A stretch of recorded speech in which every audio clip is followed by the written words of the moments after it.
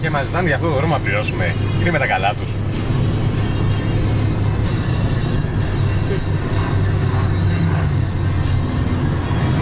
Και νομίζω ότι ζητάνε για τη σειράγγα που θα γίνει. Θα γίνει όταν την κάνουν, τότε να τους δώσουν.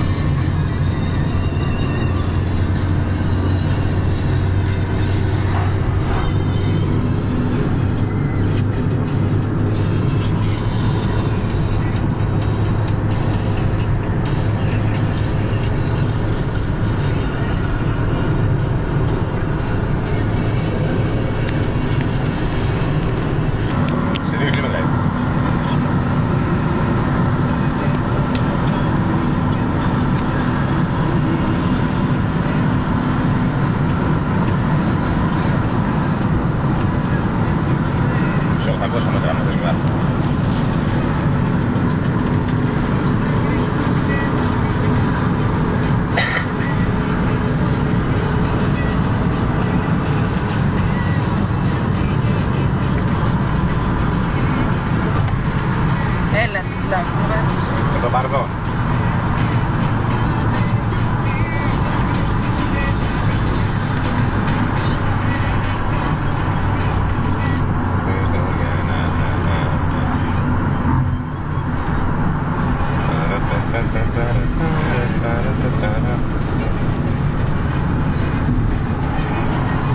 Είμαστε λίγο πριν τη Λάρισα, έτσι. Ορίστε. Λίγο πριν τη Λάρισα.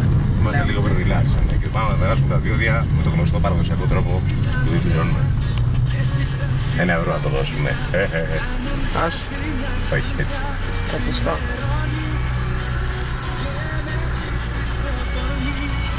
Ζούμε όσο γίνεται. Άντε βρε αργά μου, δεν έχεις τώρα. Τούτο ρε παιδί, φίλοι. Σημαίνει απλά Το σκεραστώ.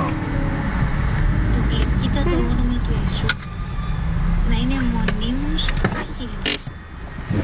Να τον δοξάζουμε, να τον υμνούμε, να τον επικαλούμαστε, να τον ομολογούμε με θάρρος, τόλμη, πίστη και λαχτάρα. Γράφει ο Άγιος Νικόδημος ο Αγιορείτης.